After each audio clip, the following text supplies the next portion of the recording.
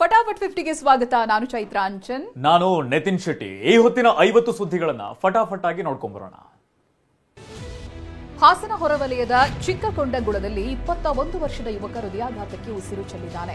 ಚಿಟ್ನಳ್ಳಿ ಗ್ರಾಮದ ಮಾವನ ಮನೆಗೆ ಬಂದಿದ್ದ ಮದನ್ ಹಾರ್ಟ್ ಅಟ್ಯಾಕ್ಗೆ ಸಾವನ್ನಪ್ಪಿದ್ದಾನೆ. ಮನೆಯಲ್ಲಿದ್ದಾಗಲೇ ಮದನ್ಗೆ ದಿಢೀರ್ ಎದೆನೋವು ಕಾಣಿಸಿಕೊಂಡು ಕುಸಿದು ಬಿದ್ದಿದ್ದ. ಆದರೆ ಆಸ್ಪತ್ರೆಗೆ ಕರೆದೊಯ್ಯುವಷ್ಟರಲ್ಲಿ ಹೃದಯ ಬಡಿತವೇ ನಿಂತು ಹೋಗಿತ್ತು. ಕಳೆದ 1.5 ತಿಂಗಳ ಅವಧಿಯಲ್ಲಿ ಹಾಸನ ಜಿಲ್ಲೆಯಲ್ಲಿ 35 ಜನ ಹಾರ್ಟ್ ಅಟ್ಯಾಕ್ಗೆ ಬಲಿಯಾಗಿದ್ದಾರೆ. ಸುಳಿವೆ ಕೊಡದಂತೆ ಹಾರ್ಟ್ ಅಟ್ಯಾಕ್ ಉಸಿರು ನಿಲ್ಲಿಸುತ್ತಿದೆ. ಫಿಟ್ ಅಂಡ್ ಫೈನ್ ಆಗಿದ್ದ ದೇವರಾಜ್ ಜೂನ್ 13ರಂದು ಹೃದಯಾಘಾತಕ್ಕೆ ಬಲಿಯಾಗಿದ್ರು. ಇವರ ಮರಣೋತ್ತರ ಪರೀಕ್ಷೆ ವರದಿಯಲ್ಲಿ ಸತ್ಯ ಬಯಲಾಗಿದೆ. ಈ ಬಗ್ಗೆ ದೇವರಾಜ್ ಪತ್ನಿ ಸುಮಾ ಪ್ರತಿಕ್ರಿಯಿಸಿದ್ದು, ಪತಿ ದೇವರಾಜ್ ಮುಂಜಾನೆ ಎದ್ದು ವಾಕಿಂಗ್ ಮಾಡ್ತಾ ಇದ್ರು. ಜಂಕ್ ಫುಡ್ ನಿಂದ ದೂರ ಇರ್ತಿದ್ರು. ಮನೆ ಊಟವನ್ನೇ ಸೇವಿಸ್ತಿದ್ರು. ಪೋಷಕರಿಗೆ ಹೃದಯ ಸಂಬಂಧ ಕಾಯಿಲೆ ಇರಲಿಲ್ಲ ಅಂತ ಹೇಳಿದ್ದಾರೆ. 4:15 ಎದ್ದು ವಾಕ್ ಮಾಡೋರು, ಎಲ್ಲ ವೆಯ್ಟ್ ಚೆಕ್ ಮಾಡ್ಕೊಳ್ಳೋರು, BP ಚೆಕ್ ಮಾಡ್ಕೊಳ್ಳೋರು, ಎಲ್ಲ ಮಾಡೋರು ಸರ್. ಮನೇಲೆ ಚೆಕ್ ಮಾಡ್ಕೊಳ್ಳೋರು, BP ಎಲ್ಲ ನಾರ್ಮಲ್ ಇತ್ತು ಸರ್. ಮನೇಲೆ ಹೋಮ್ ಮೇಡೇ ತಿಂತಾ ಇದ್ದಿದ್ದು, ಹೊರಗಡೆ ಜಂಕ್ ಫುಡ್ ಯಾವುದು ತಿಂತಾ ಇರಲಿಲ್ಲ. ಸರಣಿ ಹೃದಯಾಘಾತ ಸಾವುಗಳು ಹಾಸನ ಜಿಲ್ಲೆಯನ್ನ ಬೆಚ್ಚಿ ಬೀಳಿಸಿದೆ. ಅದರಲ್ಲೂ ಜೂನ್ 13ರಂದು ಕಾರ್ನಲ್ಲಿ ಮೃತಪಟ್ಟ ದೇವರಾಜ್ ಮರಣೋತ್ತರ ಪರೀಕ್ಷೆ ವರದಿ ನೋಡಿ ಹೃದಯ ತಜ್ಞರೇ ಶಾಕ್ ಆಗಿದ್ದಾರೆ. ಹೃದಯದ ಎಡಭಾಗದ ಚೇಂಬರ್ ದೊಡ್ಡದಾಗಿ ಡ್ಯಾಮೇಜ್ ಆಗಿದೆ. ದೇವರಾಜ್ ಹೃದಯದ ಮಾಂಸಖಂಡ ಮೇಲ್ಭಾಗ ಗಟ್ಟಿಯಾಗಿದೆ. ಮಾಂಸಖಂಡದ ಬದಲು ಫೈಬ್ರಿಸ್ ಟಿಶ್ಯೂ ರಿಪ್ಲೇಸ್ ಆಗಿದೆ. ಒಂದು ಭಾಗದ ರಕ್ತನಾಳದಲ್ಲಿ ಸಂಪೂರ್ಣ ಕೊಲೆಸ್ಟ್ರಾಲ್ ಬ್ಲಾಕ್ ಆಗಿದೆ. 90% ಕೊಬ್ಬು ತುಂಬಿದ್ರಿಂದ ಹಠಾತ್ ಹಾರ್ಟ್ ಅಟ್ಯಾಕ್ ಸಂಭವಿಸಿದೆ ಅಂತ ಹೇಳಿದ್ದಾರೆ. ಹಾರ್ಟ್ ಇಂದು ಲೆಫ್ಟ್ ವೆಂಟ್ರಿಕಲ್ ಅಂತ ಏನೊಂದು ಚೇಂಬರ್ ಇರುತ್ತೆ, ಅದು ಸಿಗ್ನಿಫಿಕೆಂಟ್ಲಿ ದೊಡ್ಡದಾಗಿದೆ. ಅಂದರೆ ಚೇಂಬರ್ ದೊಡ್ಡದಾಗಿದೆ. ಅದಲ್ಲದೆ ಹಾರ್ಟ್ ಇಂದು ಮಾಂಸಖಂಡ ಅಂದರೆ ಸ್ಟಾರ್ಟಿಂಗ್ ಭಾಗದಲ್ಲಿ ಬೇಸಲ್ ಪಾರ್ಟ್ ಅಂದರೆ ಮೇಲ್ಗಡೆ ಭಾಗದಲ್ಲಿ ದಪ್ಪ ಇದ್ದು, ಕೆಳಗಡೆ ಭಾಗದಲ್ಲಿ ತುಂಬ ಥಿನ್ಡ್ ಇದೆ. ಮಾಂಸಖಂಡ ಅಲ್ಲಿ ಪರ್ಮನೆಂಟ್ ಆಗಿ ಡ್ಯಾಮೇಜ್ ಆಗಿ ಮಾಂಸಖಂಡದ ಬದಲಿಗೆ ಫೈಬ್ರಸ್ ಟಿಶ್ಯೂ ರಿಪ್ಲೇಸ್ ಆಗಿದೆ. ಅದಲ್ಲದೆ ಹಾರ್ಟ್ ಇಂದ ರಕ್ತನಾಳದಲ್ಲಿ ಒಂದು ಮೇನ್ ರಕ್ತನಾಳ ಏನು ಈ ಪಾರ್ಟಿಗೆ ಸಪ್ಲೈ ಮಾಡುವಂಥ ರಕ್ತನಾಳ ಇದೆ, ಅದರಲ್ಲಿ 90% ಅಷ್ಟು ಬ್ಲಾಕೇಜ್ ಇದೆ. ಅಥೆರೋಸ್ಕ್ಲೆರೋಟಿಕ್ ಬ್ಲಾಕ್ ಅಂದರೆ ಕೊಲೆಸ್ಟ್ರಾಲ್ ತುಂಬಿಕೊಂಡು ಬ್ಲಾಕೇಜ್ ಇದೆ ಅನ್ನೋಂಥ ಇನ್ಫಾರ್ಮೇಶನ್. ಹೃದಯಾಘಾತಕ್ಕೆ ಮಂಡ್ಯದಲ್ಲಿ ಮಹಿಳೆ ಬಲಿಯಾಗಿದ್ದಾರೆ. ಮಳವಳ್ಳಿ ತಾಲೂಕಿನ ಬಾಳೆಹೊನ್ನಗ ಗ್ರಾಮದಲ್ಲಿ ಪಾತ್ರೆ ತೊಳೆಯುತ್ತಿದ್ದಾಗಲೇ ಶೀಲಾ ಎಂಬುವರಿಗೆ ಹೃದಯಾಘಾತ ಸಂಭವಿಸಿದೆ.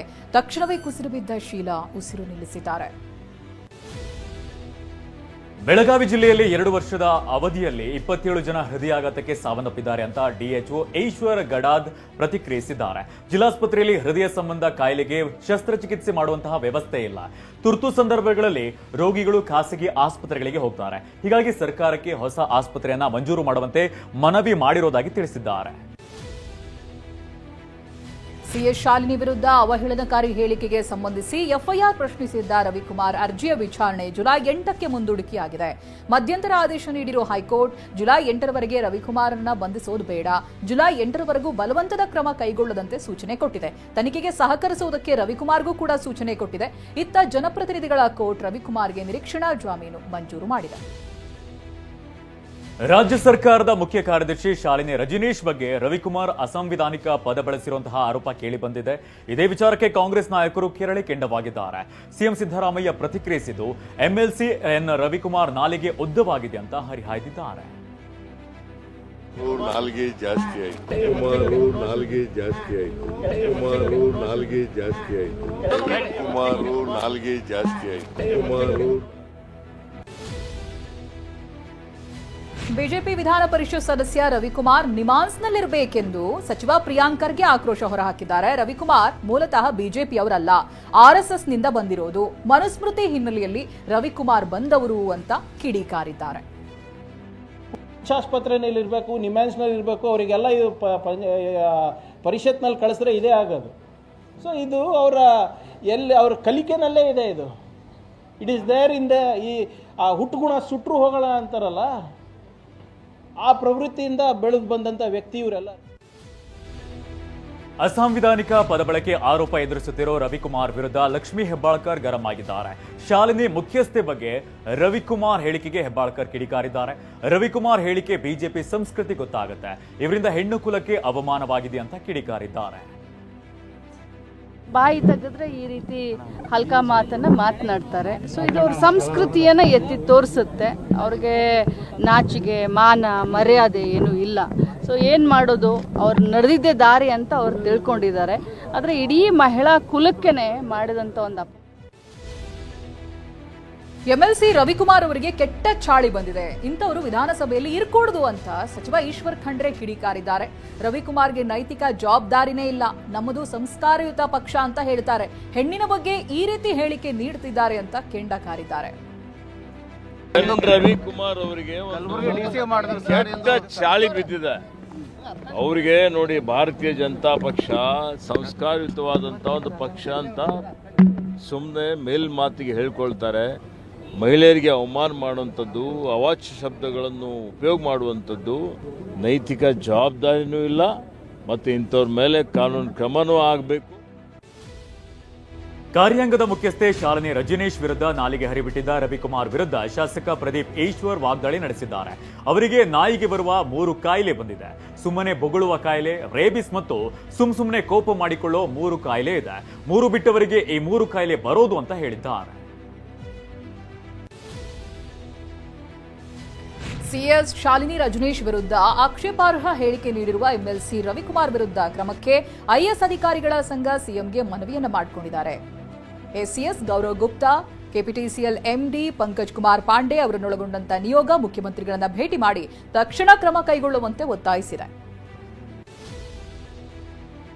ಶಿವಮೊಗ್ಗ ಲೋಕಾಯುಕ್ತ ಠಾಣೆಯಲ್ಲಿ ಮಾಜಿ ಡಿಸಿಎಂ ಕೆಎಸ್ ಈಶ್ವರಪ್ಪ ವಿರುದ್ಧ ಎಫ್ಐಆರ್ ದಾಖಲಾಗಿದೆ. ಅಕ್ರಮ ಆಸ್ತಿಗಳಿಗೆ ಆರೋಪದಡಿ ಕೆಎಸ್ ಈಶ್ವರಪ್ಪ ಪುತ್ರ ಕಾಂತೇಶ್ ಮತ್ತು ಕಾಂತೇಶ್ ಪತ್ನಿ ಶಾಲಿನಿ ವಿರುದ್ಧವೂ ಎಫ್ಐಆರ್ ಆಗಿದೆ. ಭ್ರಷ್ಟಾಚಾರ ನಿಯಂತ್ರಣ ಕಾಯ್ದೆಯಡಿ ಈಶ್ವರಪ್ಪ ವಿರುದ್ಧ ಮೊಕದ್ದಮೆ ದಾಖಲಾಗಿದ್ದು, ನಾಳೆ ಶಿವಮೊಗ್ಗ ಲೋಕಾಯುಕ್ತ ಕಚೇರಿಗೆ ಬರುವಂತೆ ಮೂವರಿಗೂ ಸೂಚನೆ ನೀಡಲಾಗಿದೆ. ಉಪಮುಖ್ಯಮಂತ್ರಿ ಡಿಕೆ ಶಿವಕುಮಾರ್ ಮೈಸೂರಿನ ಚಾಮುಂಡೇಶ್ವರಿ ದರ್ಶನ ಪಡೆದಿದ್ದಾರೆ. ಆಷಾಢ ಮಾಸದ 2ನೇ ಶುಕ್ರವಾರ ಹಿನ್ನೆಲೆಯಲ್ಲಿ ಕುಟುಂಬ ಸಮೇತ ಭೇಟಿ ನೀಡಿ ತಾಯಿಗೆ ವಿಶೇಷ ಪೂಜೆಯನ್ನ ಸಲ್ಲಿಸಿದ್ದಾರೆ. ಅಲ್ಲದೆ ದೇಗುಲದ ಮುಂಭಾಗ ಪ್ರಾರ್ಥಿಸಿ 11 ಈಡುಗಾಯಿ ಹೊಡೆದಿದ್ದಾರೆ. ಪ್ರಯತ್ನ ವಿಫಲ ಆದರೂ ಪ್ರಾರ್ಥನೆ ವಿಫಲ ಆಗಲ್ಲ ಅಂತ ಉಪಮುಖ್ಯಮಂತ್ರಿ ಡಿಕೆ ಶಿವಕುಮಾರ್ ಮಾರ್ಮಿಕವಾಗಿ ಹೇಳಿದ್ದಾರೆ. ಮೈಸೂರಿನಲ್ಲಿ ಮಾತನಾಡಿದ ಅವರು, ನನಗೆ ಏನ್ ಬೇಕೋ ಅದನ್ನ ಪ್ರಾರ್ಥನೆ ಮಾಡಿದ್ದೇನೆ. ಖರ್ಗೆ ಅವರ ಮಾತಿನಂತೆ ನಡ್ಕೊಂಡು ಕೆಲಸ ಮಾಡೋಣ ಅಂತ ಹೇಳಿದ್ದಾರೆ. ಪ್ರಾರ್ಥನೆ ವಿಫಲ ಆಗುವುದಿಲ್ಲ ಅನ್ನೋದು ನನ್ನ ನಂಬಿಕೆ. ನನಗೇನೇನು ಬೇಕೋ ಪ್ರಾರ್ಥನೆ ಮಾಡಿದ್ದೇನೆ. ಮಲ್ಲಿಕಾರ್ಜುನ್ ಖರ್ಗೆ ಅವರು ನಮ್ಮ ಕಾಂಗ್ರೆಸ್ ಪಕ್ಷದ ಅಧ್ಯಕ್ಷರು. ಅವರು ನಮ್ಮೆಲ್ಲರೂ ಕೂಡ ಬುದ್ಧಿವಾದ ಹೇಳಿದ್ದಾರೆ, ಸಂದೇಶ ಹೇಳಿದ್ದಾರೆ. ಅವ್ರ ಮಾತಿನಲ್ಲಿ ನಾವು ನಡ್ಕೊಂಡು ನಾವು ಎಲ್ಲರೂ ಸೇರಿ ಒಟ್ಟಿಗೆ ಪ್ರಾರ್ಥನೆ ಫಲಿಸುತ್ತದೆ ಎಂಬ ಡಿಕೆ ಹೇಳಿಕೆಗೆ ಬಿಜೆಪಿ ರಾಜ್ಯಾಧ್ಯಕ್ಷ ವಿಜೇಂದ್ರ ವ್ಯಂಗ್ಯವಾಡಿದ್ದಾರೆ. ಬಹಳಷ್ಟು ಜನ ಪ್ರಯತ್ನ ಪ್ರಾರ್ಥನೆ ಮಾಡ್ತಿದ್ದಾರೆ. ಸುರ್ಜೇವಾಲಾ ಕರೆಸಿ ಗುದ್ದಲಿ ಪೂಜೆ ಕೂಡ ಮಾಡಿಸಿದ್ದಾರೆ. ಯಾರು ಸಿಎಂ ಆಗ್ತಾರೆ ಅನ್ನೋದು ಮುಖ್ಯ ಅಲ್ಲ, ಅಭಿವೃದ್ಧಿ ಕೆಲಸ ಆಗ್ತಿಲ್ಲ, ಜನ ಚೀಮಾರಿ ಹಾಕ್ತಿದ್ದಾರೆ ಅಂತ ವಾಗ್ದಾಳಿ ನಡೆಸಿದ್ದಾರೆ. ಸಿದ್ದರಾಮಯ್ಯ 5 ವರ್ಷಗಳ ಕಾಲ ನಾನೇ ಮುಖ್ಯಮಂತ್ರಿ ಅಂತ ಹೇಳ್ತಾರೆ. ಇನ್ನೊಂದು ಕಡೆ ಸುರ್ಜೇವಾಲಾಯಿಂದ ಕರೆಸಿ ಗುದ್ದಲಿ ಪೂಜೆ ಮಾಡ್ತಾರೆ ಮುಖ್ಯಮಂತ್ರಿ ಗಾದಿಗೆ. ಹಾಗಾಗಿ ಏನೇನು ನಡೀತಾ ಇದೆಯೋ ಬರೋದ್ರಿಂದಲ್ಲಿ ನೀವೇ ಕಾದ್ ನೋಡಿ, ರಾಜ್ಯದಲ್ಲಿ ಯಾವ ರೀತಿ ರಾಜಕಾರಣ ಬದಲಾವಣೆಗಳು ಆಗ್ತದೆ. ಸಿದ್ದರಾಮಯ್ಯ ಡಿಕೆ ಶಿವಕುಮಾರ್ ಬಹಳ ಅನ್ಯೋನ್ಯವಾಗಿದ್ದಾರೆ ಅಂತ ಸಚಿವ ಸ್ವಾಮಿ ಹೇಳಿದ್ದಾರೆ. ಯಾರು ಏನೇ ಮಾಡಿದ್ರು ಇಬ್ಬರು ಡಿವೈಡ್ ಆಗಲ್ಲ. ಸಿದ್ದರಾಮಯ್ಯ ಡಿಕೆಶಿ ಒಗ್ಗಟ್ಟಾಗಿ ಹೋಗ್ತಾರೆ ಅಂತ ತಿಳಿಸಿದ್ದಾರೆ. ಸಿದ್ದರಾಮಯ್ಯ 5 ವರ್ಷ ಸಿಎಂ ಆಗಿರೋ ಬಗ್ಗೆ ಎಐಸಿಸಿ ತೀರ್ಮಾನ ಕೈಗೊಳ್ಳುತ್ತೆ ಅಂತ ಹೇಳಿದ್ದಾರೆ. ನಟ ದರ್ಶನ್ ವಿದೇಶಿ ಬಾತುಕೋಳಿ ಸಾಕಿದ್ದ ಪ್ರಕರಣದ ಅರ್ಜಿ ವಿಚಾರಣೆ ಸೆಪ್ಟೆಂಬರ್ 4ಕ್ಕೆ ಮುಂದೂಡಿಕೆಯಾಗಿದೆ.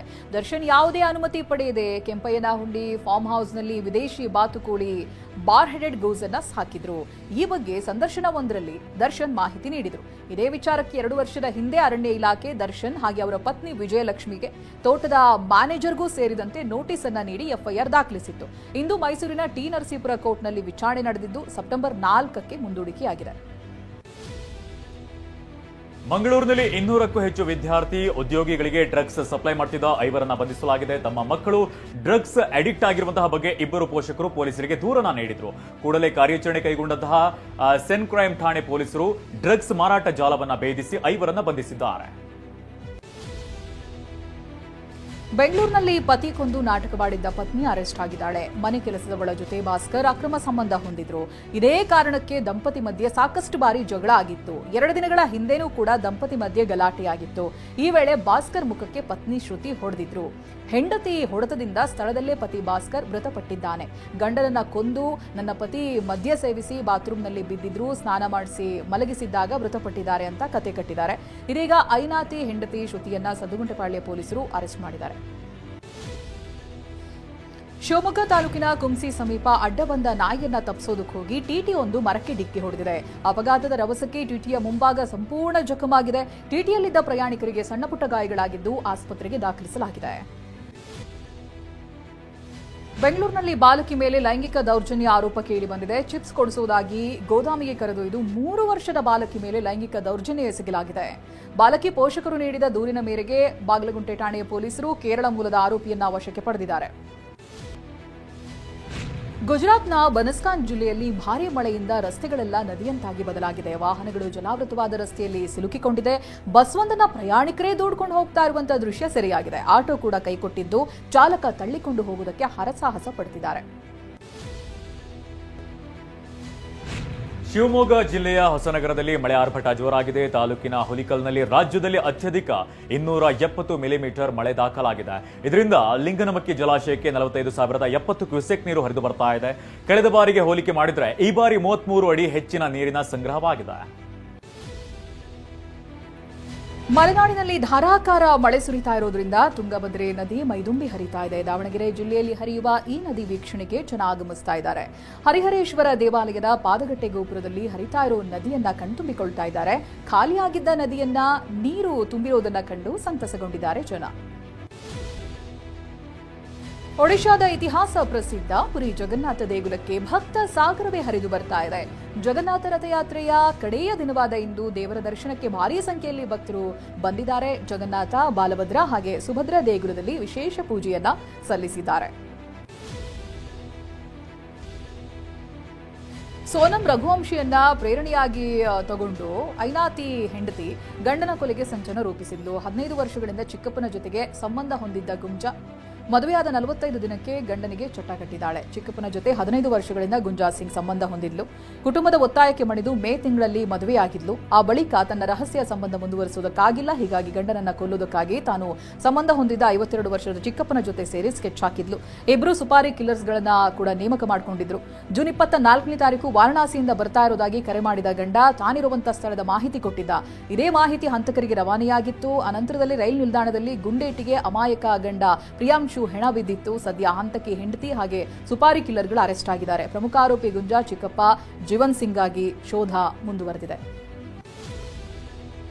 ಲಂಡನ್ನಲ್ಲಿ ವಿಜಯ್ ಮಲ್ಯ ಮತ್ತು ಲಲಿತ್ ಮೋದಿ ಹಾಡು ಹಾಡುತ್ತಾ ಕುಣಿದು ಕುಪ್ಪಳಿಸಿದ್ದಾರೆ. ಲಂಡನ್ನಲ್ಲಿ ಲಲಿತ್ ಮೋದಿ ಖಾಸಗಿ ಪಾರ್ಟಿ ಆಯೋಜಿಸಿದ್ರು. ಫ್ರಾಂಕ್ ಸಿನಾತ್ರಾ ಅವರ I did in my way ಅಂತ ಹಾಡನ್ನ ಲಲಿತ್ ಮೋದಿ ವಿಜಯ್ ಮಲ್ಯ ಜೊತೆಯಾಗಿ ಹಾಡಿದ್ರು. ಈ ದೃಶ್ಯವನ್ನ ಲಲಿತ್ ಮೋದಿ ಸೋಷಿಯಲ್ ಮೀಡಿಯಾದಲ್ಲಿ ಹಂಚಿಕೊಂಡಿದ್ದಾರೆ.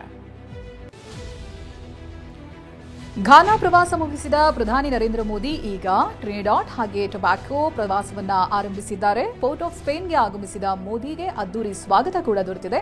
ಪ್ರಧಾನಿ ಕಮಲಾ ಪ್ರಸಾದ್ ಬಿಸಿಸರ್, ಸಂಪುಟ ಸದಸ್ಯರು, ಸಂಸದರು ಮೋದಿ ಅವರನ್ನ ಬರಮಾಡಿಕೊಂಡಿದ್ದಾರೆ.